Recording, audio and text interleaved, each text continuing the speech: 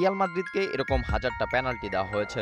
ঠিক এরকমই বিস্ফোরক মন্তব্য করেছেন বার্সেলোনার সাবেক প্রেসিডেন্ট হুয়ান লাপোর্তা। তার মতে, ড্রাইভ দিয়ে পেনাল্টি যখন ভাগ্যে জুটে না, ঠিক তখনই মাদ্রিদ রেফারি নিয়ে অভিযোগ জানায়। মাদ্রিদের রেফারি নিয়ে অভিযোগ মানায় না।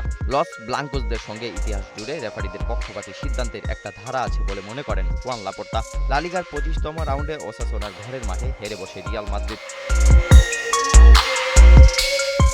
ওই ম্যাচে হারটা এখনো মেনে নিতে পারেনি লস ব্লাঙ্কোসরা। ম্যাচের 36 মিনিটে বিতর্কিত একটি পেনাল্টি হজম করে তারা যেখান থেকে এগিয়ে যায় ওসাসুনা।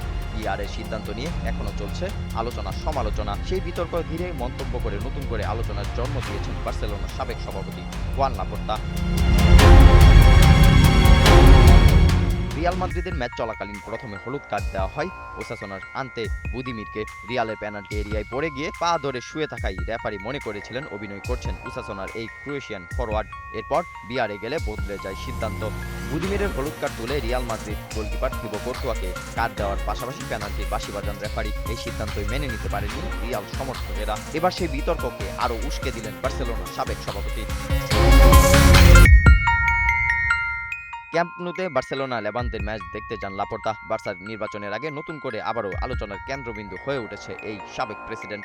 ম্যাচে ক্যাম্প নু পরিষ্কার করতে দেখা গেছে তাকে। ক্লিনারদের ভিআইপি সিটে রেখে নিজ হাতে ক্যাম্প নু পরিষ্কার করেন তিনি। অবশ্য এই বিষয়টাকে রাজনৈতিকভাবেই দেখছেন অনেকে। নির্বাচনের আগে মানুষের মন জয় করার নতুন কৌশল হয়তো ছিল লাপোর্তার মনে। রাবিদ বিন হুসাইন, ৭১।